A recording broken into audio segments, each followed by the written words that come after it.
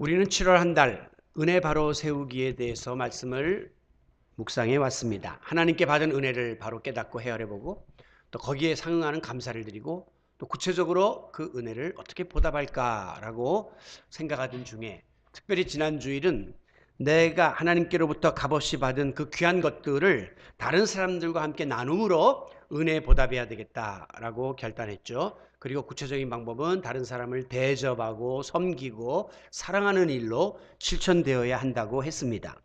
그런데 이와 같은 은혜 보답의 대상이 비단 사람뿐만이 아닙니다. 주께서 피로 값주고 사신 주님의 몸된 교회를 향한 사랑으로 표출되어야 마땅하다고 하는 사실을 오늘은 말씀드리려고 합니다. 지난 주일날 우리 기독교 관련된 뉴스 중에 사회적 충격을 안겨다 준 사건이 하나 있었습니다. 그것은 바로 이미 이제 기성교회에서 이단으로 규정한 바 있는 소위 은혜로 교회의 신옥주 목사, 자칭 목사죠. 이분의 그 사건이었습니다. 이전부터 이제 교회를 굉장히 10여 년 전부터 어지럽게 해가지고 이제 기성교회에서는 이단이다 이렇게 규정을 한 집단이에요. 그런데 공항 입국장에서 긴급 체포가 됐습니다. 이분의 특징이 뭐냐면 이 성경 말씀을 아주 이렇게 그 짜맞추기식으로 소위 그물망 설교라고 합니다. 피할 데가 없이 이렇게 여러 개를 따가지고 자기의 그 주장에 맞게끔 탁 해서 교인들이 거기 보면 아주 세뇌되게끔 만드는 그런 특징을 가지고 있고요. 특별히 이제 시한부 종말론을 역시 주장하고 있습니다. 그래서 남태평양 피지라고 하는 그 섬에 여기가 마지막 그 새 예루살렘이다. 여기가 종말의 피난처다. 이렇게 선포하고 2014년도부터 그레이스 팜이라고 하는 농장을 거기다가 조성을 해가지고 신도들을 글로다가 이주시키기 시작했습니다. 그래서 지금 현재 약 400여 명이 거기에 들어가 있고요. 또 몇백 명이 지금 거기에 들어가려고 준비를 하고 있던 중에 이제 주로 이 이주 비용을 근거로 그럼 집 다 팔 거 아닙니까? 그러면 이제 과다한 헌금을 강요하고 또 이 집단에서 이탈을 방지하기 위해서 여권을 빼앗고 삭발을 하고 그리고 집단 폭행을 하는 일까지 벌이다가 이제 사회 법망에 걸려들게 된 것이죠. 물론 이것은 이제 교회의 탈을 쓴 이제 극단적인 이단 집단의 일탈이지만 그야말로 교회가 바로 서지 못하게 될 때에 얼마나 무서운 폐해가 주어지는가를 여실히 입증하고 있습니다. 저는 간혹 심심치 않게 터지는 이런 이단 집단의 그 잘못된 사건들을 접할 때마다 들어보면 말도 안 되는 소리인데 사람들이 거의 현혹이 되는 자체가 너무 이상해요. 그리고 이런 집단에 들어가 있는 사람이 우리가 생각하는 것처럼 아예 무식하고 뭐 모르는 사람들이 들어가는 게 아니라 사회 지도층 인사들도 상당히 거기 포함되어 있다는 것이 또 희한해요. 그러면서도 도대체 저기 뭐가 있길래 저렇게 전 재산을 다 바치고 자기가 하던 생업을 다 포기하고 가정을 깨면서까지 저기 들어가는가라고 하는 그 놀라움도 동시에 생기게 됩니다. 그래서 더더욱이 교회 중심의 신앙과 교회 사랑의 자세를 바로 세우는 일이 중요한 것이에요. 바로 서지 않으면 이렇게 잘못된 방향으로 흘러갈 가능성들이 많기 때문입니다. 오늘 본문은 세계적으로 그리스도인이라면 누구든지 잘 알고 들었고 심지어 암송도 하고 있는 아주 많은 사람이 사랑하는 그런 본문입니다. 시편 23편의 마지막 절이에요. 목동 출신의 다윗은 하나님을 목자로 비유하고 성도를 양으로다가 이렇게 비유하면서 목자와 양 사이의 그 친밀한 관계를 통해서 자기의 신앙을 하나님께 고백하고 그리고 마지막 6절에 이르러서는 그러므로 나는 이제 어떻게 살 것인가에 대해서 스스로 결단을 하고 있습니다. 6절 내 평생의 선하심과 인자하심이 반드시 나를 따르리니 내가 여호와의 집에 영원히 살리로다. 이렇게 결단을 내리고 있는 것이죠. 자, 여기 먼저 중요한 것은 이제 평생에라고 하는 거예요. 이것은 다윗이 지금까지 살아오면서 경험했던 하나님에 대한 신앙 고백입니다. 그러므로 자기가 지금까지 만났던 하나님의 선하심과 인자하심에 의하면 또 이 평생은 앞으로 남은 생에도 반드시 하나님이 나에게 인자와 선하심을 베푸실 것이다 라고 하는 확신을 고백하고 있는 것이죠. 여러분, 평상시에 목자의 돌봄을 받은 양은 앞으로 무슨 일이 생겨도 지금까지 우리 목자가 그랬던 것처럼 나에게 선하심과 인자하심을 베풀어 줄 것이라는 사실을 100% 확신합니다. 여러분, 간혹 가다 보면 이 복날이 되면 우리나라 사람들이 아직도 그 개를 이렇게 식용으로 쓰는 경우들이 있는데, 시골에서는 자기가 기르던 개를 산에 가져가서 목을 이렇게 맵니다. 그리고 불에 끄슬리는 그런 짓을 하죠. 그런데 놀라운 것은, 그리고 이제 몽둥이로 막 패는데요, 이 개가 목이 매달려서 매를 맞으면서도 꼬리를 계속 흔든다는 거예요. 개가 꼬리를 흔든다는 것은 반갑다는 것이고 좋다는 뜻이거든요. 무서우면 꼬리를 싹 밑으로 숨기는데, 이게 무슨 뜻입니까? 지금까지 지난 5년 동안 나를 항상 아침이 되면 먹이를 주시고 쓰다듬어 주시고 산책을 시켜주신 주인님, 오늘은 무슨 이벤트를 준비하고 계시는가요? 왜 이렇게 나를 오늘 안 하던 짓을 하시면서 목을 매달고 이렇게 몽둥이 찜질을 하십니까? 하여간 좋은 일 하시려는 거 맞죠? 100% 주인을 믿는 거예요. 그래서 그런 행위를 하는 거예요.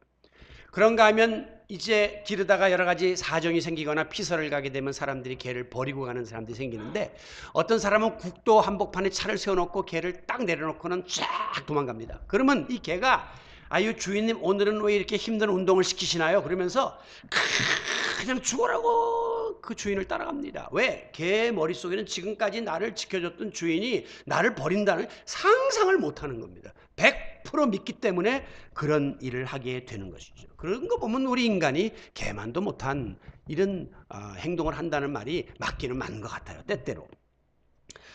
이 은혜, 평생 동안 다윗이 양으로서 목자이신 주님께 받았던 그 은혜, 이것은 얼마 동안 일시적으로 주어진 것이 아니라 내 평생에 일생 동안 내가 그 은혜를 받았고, 또 앞으로도 남은 일생 동안 여생이 얼마가 되는지 모르지만 그때도 반드시 따르리니 함께 하실 줄로 나는 믿습니다. 이렇게 고백을 하고 있는 것입니다. 여러분, 우리가 하나님을 선한 목자로 인정하고 또 주님께 모든 것을 내어 맡기는 양이라고 이야기하지만, 정말 하나님께 내 모든 걸 다 걸 만큼 평생을 맡길 만한 믿음을 가진 사람이 우리 가운데 과연 몇이나 될까요?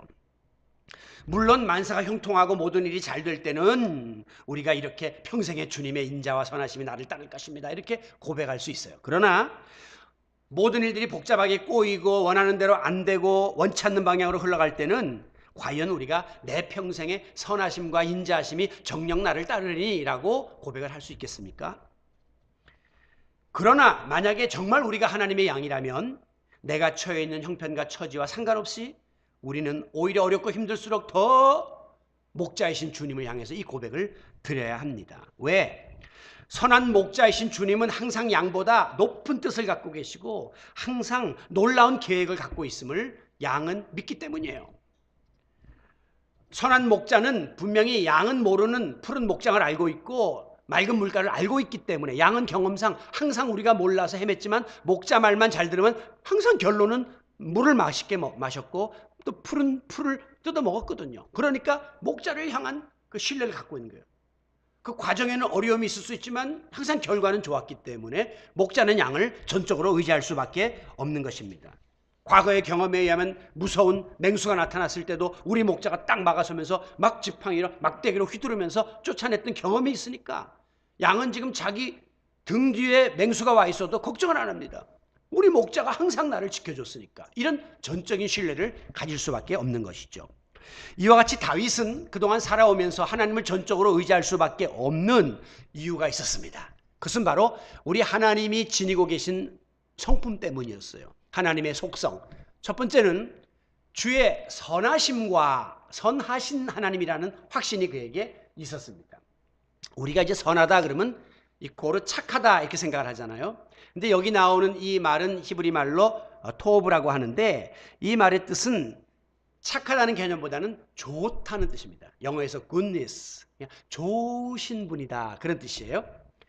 여러분, 창세기 1장에 보면 하나님께서 우주 만물을 창조하실 때에 이제 부분적으로 창조를 하고는 항상 뒤에 뭐라 하냐면 하나님께서 보시기에 좋았더라, 또 하나 끝나면 하나님 보시기에 좋았더라. 그건 뭐냐면 하나님이 굉장히 만족했다고 하는 것이죠. 하나님 마음에 쏙 들었다는 것입니다. 그러니까 하나님이 좋았다는 것은 하나님 보시기에 조금도 흠이 없고 부족함이 없고 참 좋게 모든 것이 갖춰진 상태를 좋다는 거예요. 우리 하나님은 바로 우리에게 그런 분이십니다.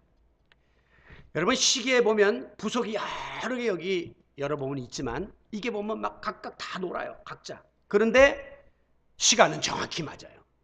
마찬가지로 하나님의 선하심이라고 하는 것은 로마서 8장 28절 말씀처럼 하나님을 사랑하는 자 곧 그 뜻대로 부르심을 입은 자들에게는 모든 것이 합력하여 선을 이루는 것, 이게 하나님의 선하심임을 믿으시기 바랍니다. 그러니까 꼭 좋아야만 좋은 게 아니에요. 좀 불편할 수도 있고 안 좋은 방향으로 갈 수도 있지만 하나님은 결과적으로 모든 것을 선하게 만들어 주신다는 것을 목자인 하나님을 향해서 양인 다윗은 확신하고 있었던 겁니다. 그래서 그 하나님은 항상 좋게 해주신 분이다. 항상 선하신 분이다. 그런 인식을 갖고 있었습니다. 두 번째는 하나님의 성품 중에 그의 인자하심이 있어요.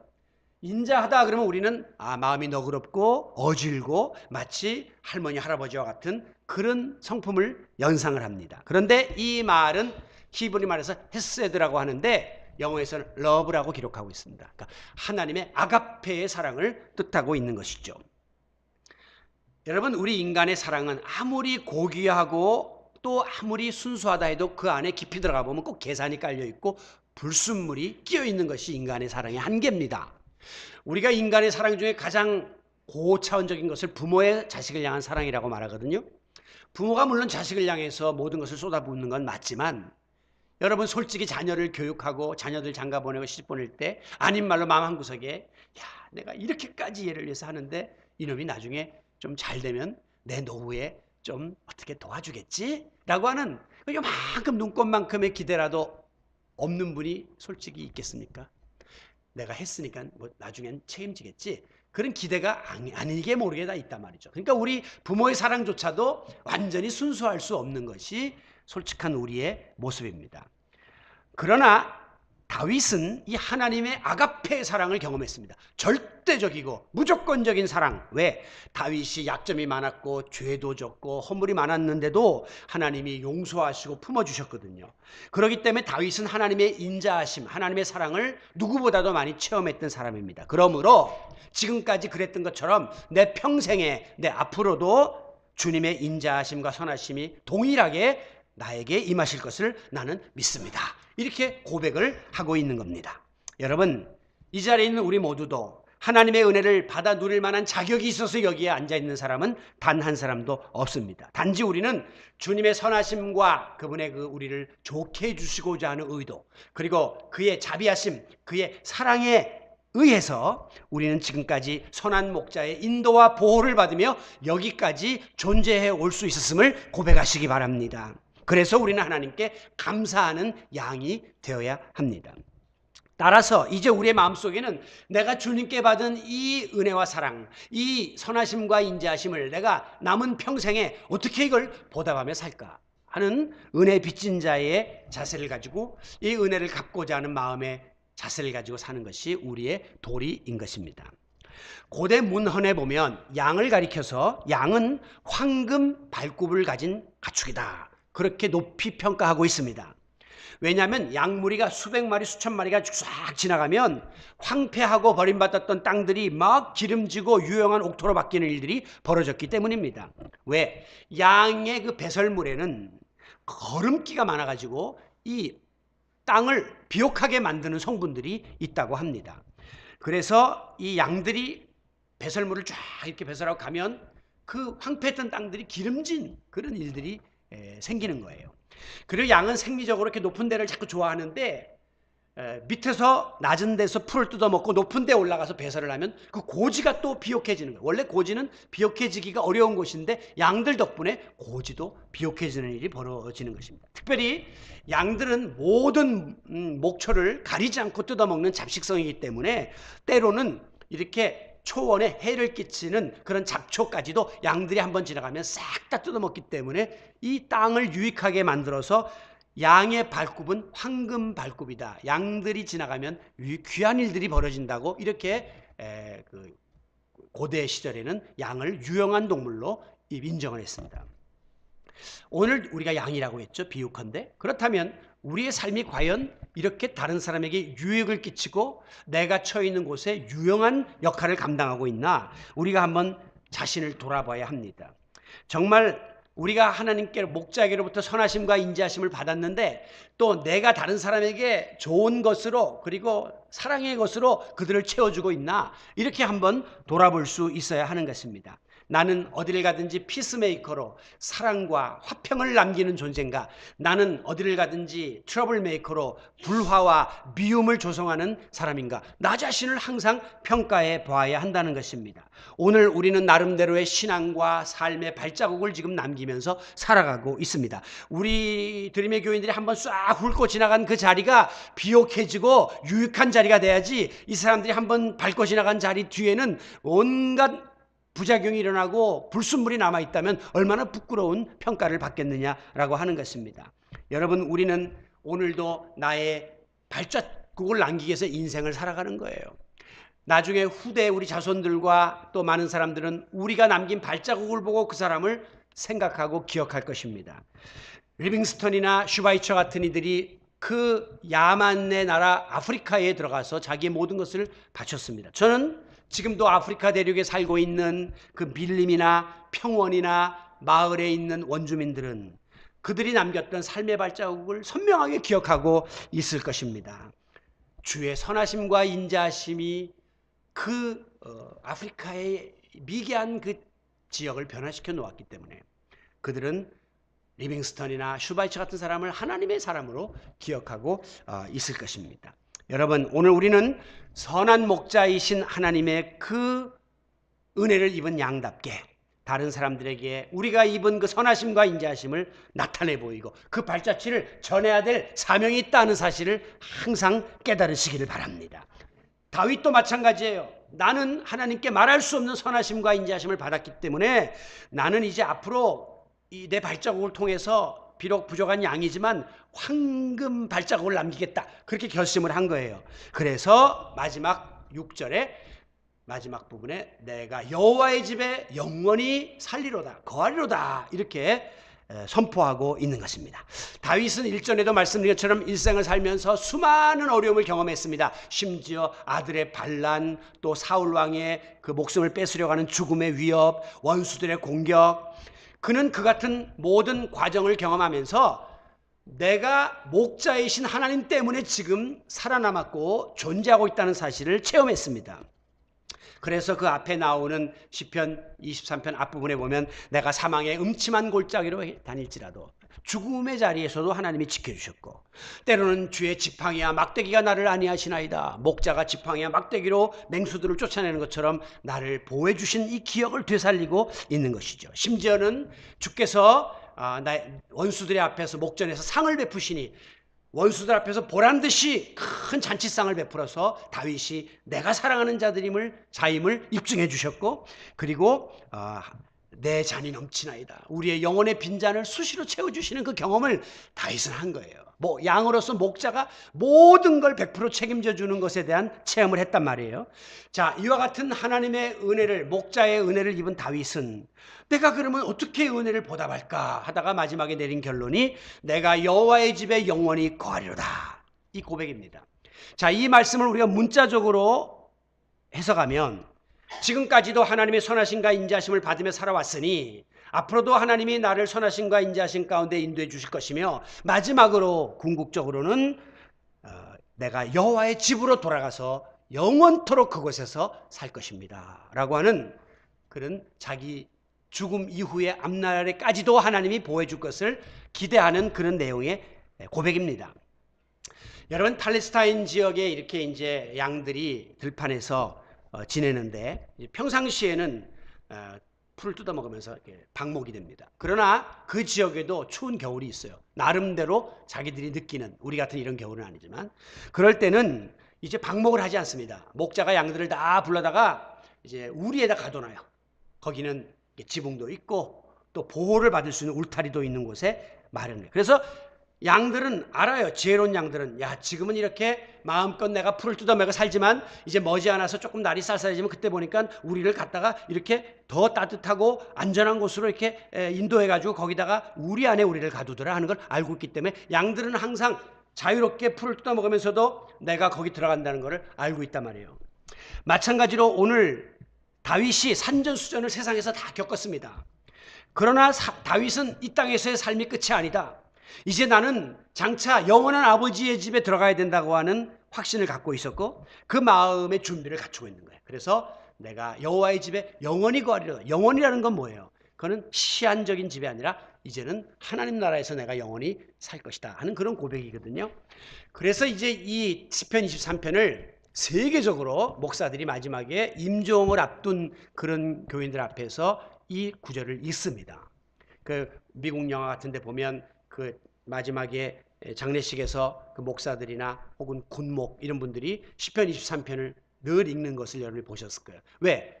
이제 여호와의 집에 영원히 거하게 해주세요 하는 하나님 나라로 그를 안내하는 그런 내용의 말씀이기 때문입니다. 그러나 저는 오늘 이 말씀을 다윗이 앞으로 하나님 나라에 영원히 살 것입니다 하는 이 말씀인가 동시에 지금 이 여호와의 집은 살아계신 하나님이 친히 거하시는 이스라엘 백성들을 만나주셨던 성전, 오늘로 말하면 교회로 우리가 대입해서 한번 이 말씀을 묵상해 보려고 하는 것입니다.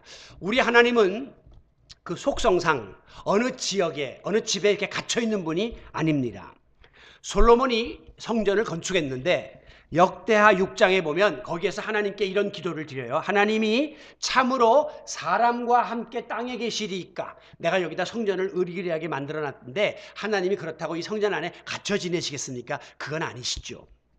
하늘과 하늘의 하늘이라도 주를 용납하지 못하거늘 하나님을 품을 수 있는 대상은 하늘의 하늘도 하나님을 품을 수 없는 분이시지만 그러나 하물며 내가 건축한 이 성전에 우리 하나님이 갇혀 계실 리가 있겠습니까? 그러니까 내가 성전을 멋지게 지어놨지만 하나님 요 안에 갇혀 있는 분이 아니라는 것을 내가 압니다. 그러면서 솔로몬이 뭐라고 이야기했냐면 그러나 하나님 우리가 하나님의 성전에 와서 기도할 때 하나님께서 우리의 기도를 들으시고 원수의 전쟁에서도 우리를 막아주시고 재앙에서도 막아주시고 재해에서도 우리를 보호해 주세요. 이렇게 기도했습니다. 그랬더니 하나님이 그 요청을 약속해 주셨어요. 그래 이 성전에 내가 항상 여기 갇혀 사는 존재는 아니지만 너희들이 성전에서 기도할 때 내가 이곳에 임재해서 내가 너희들의 기도를 듣고 너희들을 전쟁의 위협과 재앙의 위협에서 내가 자유케 하리라. 그래서 기도 응답을 약속해 주셨습니다. 그렇습니다.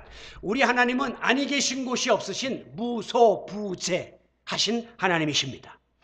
이스라엘 백성들이 그러나 하나님을 가장 잘 느끼고 또 하나님의 임재를 확신할 수 있도록 그리고 그곳에서 하나님께 예배하고 자기의 죄를 다 쏟아낼 수 있도록 하나님이 만들어주신 터전이 바로 눈에 보이는 하나님의 임재 장소가 성전이었습니다.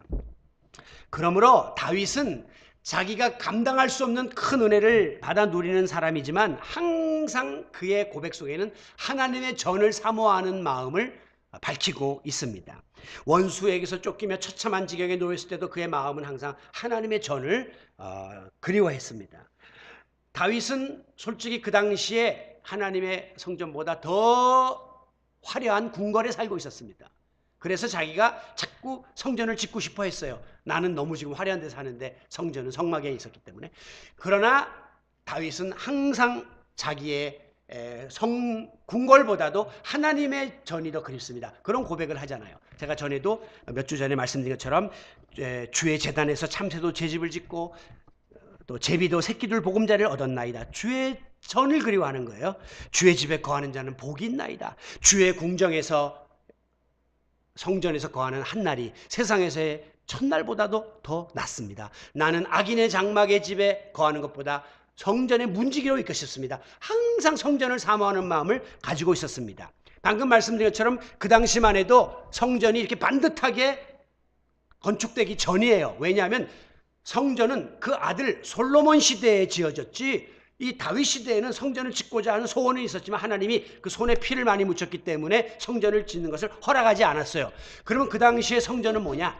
성막입니다. 성막이라는 건 뭐냐? 임시 거처, 텐트예요. 이거는 언제든지 걷어가서 또 다른 데 세울 수도 있는 그런 거지, 지금처럼 집을 완전하게 저어놓은 상태가 아니었습니다. 당시에 이 성막은 껍데기를 해달의 짐승의 가죽으로다가 엮어서 만들었기 때문에 팔레스타인 뜨거운 빛이 비치면 이 색이 다 변해서 볼품이 없고 흉했어요. 그런데도 다윗은 자기가 사는 웅장하고 화려했던 궁궐보다 이 보잘것없는 성전을 계속 마음속에 사모하고 그리워했던 것입니다. 다윗은 궁궐에 살면서 병사들의 호의를 받고 호의호식하며 살았습니다. 그러나 다윗은 거기에서 첫날 사는 것보다 내가 한날 성전에 와서 사는 게 더 좋다고 했고, 그리고 거기에서 왕무로 땅땅거리며 사는 것보다 성전에 문지기 노릇하는 게 나는 더 좋습니다. 이렇게 성전을 뜨겁게 사모했던 것입니다. 왜? 성전은 하나님이 임재하시고 하나님이 우리의 기도를 들으시고 우리에게 복을 내려주시는 장소이기 때문입니다.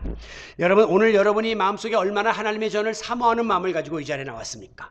정말 이 성전에서 올려드리는 예배를 갈망하는 마음을 가지고 이 자리에 나왔느냐 하는 것입니다. 간혹 보면 주변에 번득하게 건물을 가지고 있는 그런 교회들을 혹시 너무 부러워하고 있지는 않습니까? 또 그런 곳에서 좋은 시설에서 드리는 예배가 좀 이렇게 그립진 않습니까? 제가 언젠가 한번 신방을 갔는데 이제 우리 집사님 회사에서 엘리베이터에서 이제 어떤 분을 만났습니다. 그러니까 서로 인사를 합니다. 안녕하세요. 예, 안녕하세요. 그러더니 금방 저를 가리켜서 우리 교회 목사님 이렇게 인사를 소개시키더라고요. 그 상대방도 교회 다니는 분이니까. 그러니까 그분이 목사님이세요? 어느 교회? 그러니까 그 집사님이 그 양재동에, 그러니까 금방 그 사람이 온누리교회? 그러더라고요. 그러니까 아니 그 온누리교회가 아니라 거기 들어가다 보면 이렇게 조그만 이렇게 지하에 이렇게 있는 그냥 있어 교회 이렇게 하시더라고요. 그러니까 제가 마음속으로 조금 서운했어요. 뭐 당당하게 이야기하지 뭐 자꾸 그걸 이렇게 온누리교회가 아니라 뭐. 여러분, 이 건물, 지금 다윗은 솔로몬의 성전을 그리워한 게 아니에요. 이 보잘것없었던 그 해달의 가죽으로 덮어놓은 성막을 그리워했다는 거예요. 건물이 아닌 그 안에 하나님의 임재를 그리워했던 것입니다. 여러분, 왜 이 성막이 보잘것없었지만 소중했습니까? 그 안에는 하나님의 법궤가 있었기 때문이에요. 보잘것없는 우리가 왜 존귀한 존재입니까? 내 안에 질그릇같이 깨지기 쉬운 존재지만 여기에 보배로우신 예수님을 우리가 보화를 담았기 때문 아닙니까? 그렇기 때문에 성전도 마찬가지로 건물이 훌륭하냐 크냐 작냐를 떠나서 그 안에 하나님의 임재, 법궤가 있느냐 하는 것에 따라서 성전의 가치가 주어지는 것입니다.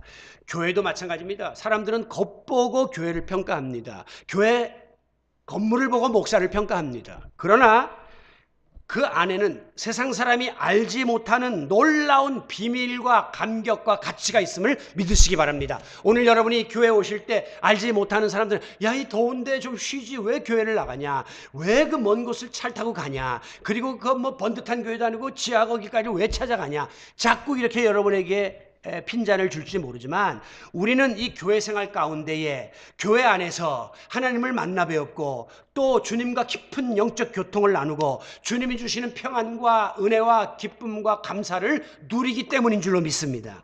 정말 예수 믿기 전에는 왜 저 사람들이 저러는지 몰랐지만 하나님이 우리의 영적인 눈을 띄워주시니까 이래서 교회를 가는 거구나, 이래서 놀러 가자 그래도 안 가고 이래서 열악한 환경인데도 그 교회를 가는구나 하는 것을 깨닫게 되지 않습니까?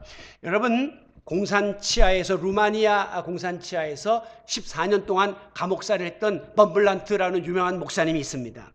사람들이 물었습니다. 자유를 얻은 다음에 어떻게 14년 동안을 그 지하 감옥에서 냄새나는 곳에서 고통을 이길 수 있었습니까?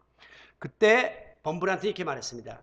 어렵고 힘들 때가 많았습니다. 그러나 그때마다 나는 지하 교회에서 비밀스럽게 드리던 그 예배를 떠올렸습니다. 그 범블란트가 지하에서 몰래 예배드리다 잡혀갔거든요. 근데 그 지하 그 숨은 곳에서 하나님께 드리던 예배를 생각하면 그 14년의 옥살이를 견딜 수 있는 힘이 생겼다는 거예요. 그리고 그는 말하기를 거기에서 나누던 그 성도들의 아름다운 교제를 떠올리면 위로가 되고 용기가 솟곤했습니다. 그 말은 뭡니까? 지금도 나를 위해서 지하 교회 어느 곳에서 기도해 주는 사람이 있다 생각하니까 또 힘이 생기고 용기를 얻어서 내가 14년의 옥고를 치를 수 있었다는 것이죠. 여러분, 하나님의 교회 안에는 성도들만 아는 기쁨이 있고 감사가 있고 평안함이 있고 즐거움이 있고 행복감이 넘쳐나는 거죠. 이 교회 공동체 안에는 아름다운 성도의 교제가 있고 풍성한 하나님의 사랑과 축복이 계속해서 공급되는 그런 놀라운 오묘한 은혜가 있기 때문에 오늘도 비록 교회 건물은 제대로 갖춰져 있지 않지만 교통도 불편하고 주차하기도 힘들고 환경도 열악하지만 오늘도 은혜를 사모하는 마음으로 하나님이 주시는 그 은혜의 이수를 맛보기 위해서 원근각처에서 여러분들이 달려오신 줄로 믿습니다. 이게 우리 드림의 교회가 가지고 있는 정체성인 거예요. 남들은 이해를 못해. 왜 거길 꼭 가야 하냐 이거예요. 집 앞에 가까운 데 가면 되지 않냐 이거죠. 왜 좀 기왕이면 번듯하게 갖춰진 곳에 가지 왜 거기 가냐 이거죠. 그러나 오늘 우리에게는 이 공동체가 주는, 그리고 죄송하지만 집 앞에는 아무리 큰 건물이 있는 교회, 엄청난 사람이 모이는 교회를 할지라도 거기서 내가 누릴 수 없는 고유의 은혜가 있기 때문에 내가 여기까지 오는 것이에요. 오늘 여러분에게 가장 큰 비중을 차지하는 것은 무엇입니까? 어떤 일입니까? 어떤 사람입니까? 어떤 물건입니까? 물론 그런 것들도 여러분의 행복한 삶의 중요한 요소가 되지만 성전 중심의 신앙, 죄 몸된 교회를 사랑하는 마음, 이것이 여러분의 마음 깊은 곳에 아주 중요한 자리매김을 할 수 있기를 바랍니다. 교회에 나와서 하나님께 예배드리는 시간이 기다려지고 말씀으로 양육받고 성도의 교제를 나누는 기쁨, 그리고 우리는 이곳에서 서로를 이해하고 위로하고 격려하고 돕고 용서하는 법을 배웁니다. 그리고 실천합니다. 그리고 내게 있는 적은 것으로 맡겨진 일에 충성하고 봉사하고 섬기고 나누는 이 일을 하는 아름다운 공동체가 계속해서 이곳에서 유지될 수 있기를 바랍니다. 여러분, 혹시 기쁘고 즐거운 일, 굿뉴스가 있습니까? 제일 먼저 교회에 알려야 합니다. 목사님에게 알려야 합니다. 그리고 교회 공동체원들과 함께 기쁨을 나누시기를 바랍니다. 우리 남편이 승진했어, 자녀가 좋은 학교에 입학을 했어, 취직을 했어, 결혼을 하게 됐어, 아기를 가졌어. 그 누구보다도 하나님께 나와 먼저 하나님께 감사의 기도를 드리고 감사의 예물을 드리고 성도들과 함께 기쁨을 나누는 공동체원들이 되시기를 바랍니다. 아니, 반대로 어려운 일이 있습니까? 실패를 했습니까? 너무 마음이 상했습니까? 외롭습니까? 그때도 사람들에게 가서 도움을 요청하기 전에 제일 먼저 하나님 전에 달려 나오시기를 바랍니다. 육신이 병들었을 때, 가정생활이 위기에 처했을 때, 부부생활에 어려움이 있을 때, 자녀 교육에 문제가 생겼을 때, 사업이 실패했을 때, 다급할 때 사람들에게 전화하기 전에 먼저 하나님 앞에 나와서 십자가 앞에 무릎 꿇는 귀한 성도 여러분들이 되시기를 바랍니다. 왜? 하나님 집에 나오면 마음에 평안이 오고 위로가 오고 희망이 생기고 용기가 붙돋아지기 때문입니다. 바로 이 같은 사실을 다윗은 너무나 잘 알고 있었습니다. 자기가 양으로서 목자 앞에 나가기만 하면 항상 먹을 것을 주었고 입을 것을 주었고 추위를 막아주었고 그리고 맹수를 지켜주었던 그 목자의 선하심과 인자하심을 경험했기 때문에 이제 이 다윗은 그 하나님의 집에 그 목자이신 하나님과 함께 내가 살기를 원합니다. 이렇게 고백을 한 것이에요. 비유컨대 하나님의 집은 목장의 우리와 같은 곳이다 그랬습니다. 이 우리 안에 들어와 있기만 하면 때를 따라서 목자가 양식을 주고 맹수가 막아주고 추위도 막아주고 털도 깎아주고 다 돌봐줌이 있지 않습니까? 그렇기 때문에 우리는 주 안에 나와서 오늘도 주 안에 있는 나에게 난 근심이 있으랴 하나님 앞에 고백하는 겁니다. 성도들은 바깥에 있다가도 하나님 전에 들어오기만 하면 마음에 시원함을 얻고 희망이 생기고 또 여기에서 하나님이 주시는 위로가 차고 넘치는 놀라운 비밀을 우리는 간직하고 있어야만 하는 것입니다. 우리 장로교회 창시자인 존 칼빈은 말하기를 교회를 어머니처럼 사랑하지 않는 자는 하나님을 아버지라고 부를 자격이 없다 그랬어요. 교회는 어머니와 같은 것이, 하나님이 아버지라면 교회는 어머니 같은 역할을 한다고 하는 것입니다. 교회는 우리의 영혼의 고향이요 어머니의 품입니다. 그러므로 하나님의 은혜를 받은 성도의 본분은 예수 그리스도께서 자기의 피를 흘려 피로 값주고 세우신 이 교회를 어머니처럼 사랑하고 어머니처럼 받들고 어머니처럼 섬기는 일에 최선을 다해야 할 줄로 믿습니다. 제가 마지막 이민교회에서 겪었던 말씀을 드리면서 말씀을 마무리하겠습니다. 저는 이민교회를 8년간 섬겼습니다. 거기 가면 많은 이민자들이 모이는데 사실 이민자들이 아메리칸 드림을 꿈꾸고 미국으로 이민을 갔으나 사실은 자기 고국을 떠나는 그 행위 자체가 상당히 그들에게는 큰 결단이었고 아픔이었습니다. 그러므로 이민자들에게는 교회가 삶의 전부예요. 그냥 오로지 주일날만 기다려요. 주일날 교회 오면 정말 외로운 타향살이 속에서 동족끼리 모여서 고향의 정도 나누고 또 예배 끝나면 국밥도 같이 나눠 먹고 국내 정세도 이야기하면서 회포를 푸는 것이 교회입니다. 그런데 제가 미국 간 지 얼마 안 돼서 어느 교회 교육 목사로 이제 가게 되었는데 그 교회가 굉장히 어려움이 많았습니다. 그래서 우여곡절이 있었는데 마지막에 결국 교회가 깨질 수밖에 없는 상황이 되었어요. 이제는 교회는 끝났다. 이런 결론이 났습니다. 그래서 미국 교회를 빌려서 이렇게 건물에서 주일날 예배를 드리고 그 다음에 주일날만 새벽 기도회를 했습니다. 그 건물을 빌려서. 그런데 이제 예배가 몇몇 사람이 새벽 기도를 드리고 예배가 끝났는데 장로님 한 분이 안 가시는 거예요.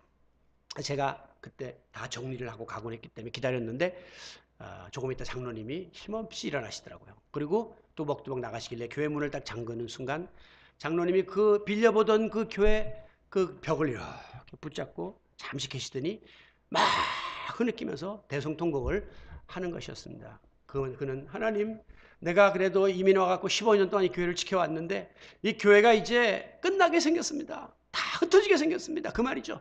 그것을 그냥 그 울음소리에 담아서 막 흐느끼시다가 돌아가시는데 저도 그 모습을 바라보면서 눈물을 하염없이 흘렸습니다. 하나님의 교회가 자기의 삶의 중요한 위치를 차지하는데 이 교회가 흔들리고 깨지는 것에 대한 그 고통이었죠. 저는 간혹 가다가 성도들이 교회에 나와서 기도를 하다가 막 통곡을 하는 성도들을 접할 때마다 참 사연은 모르지만 제 마음이 찢어질 듯이 아픕니다. 하나님은 얼마나 아프겠습니까? 그런데 간혹 가다 보면 그 통곡의 원인이 교회 안에 있어요. 성도들 간의 갈등 때문에 여기서 일어났던 어떤 사건 때문에 그렇게 통곡을 하는 그 울음소리를 들을 때는 더 가슴이 아픕니다. 교회는 다른 사람으로 하여금 울게 만드는 곳이 돼서는 안 돼요. 그분의 마음에 기쁨을 주고 위로를 줘야죠. 그리고 그분의 눈물을 닦아주는 곳이 되어야 합니다. 세상에서는 우리가 소외도 당하고 사기도 당하고 온갖 못된 일들을 경험한다 할지라도 여기 하나님의 전에서는 그런 일들이 계속돼서는 안 된다는 거죠. 우리가 서로 감싸주고 눈물을 닦아주고 서로 품고 같이 아파하고 함께 가는 이 아름다운 교회를 바로 세움의 자세가 하나님의 은혜에 보답하는 길이라는 사실을 명심하시고 다윗처럼 이제 우리가 얼마 살지 모르잖아요.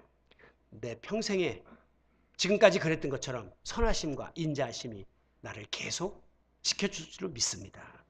내가 영원히 앞으로도 그 선하심과 인자하심을 따라 하나님의 전을 사랑하고 열심히 섬기다가 하나님이 예비하신 그 나라에 가게 해주세요 라고 고백하는, 그래서 훗날 선하신 목자의 품에 안겨서 안식을 누리는 행복한 양들이 다 되시기를 예수님의 이름으로 축원합니다.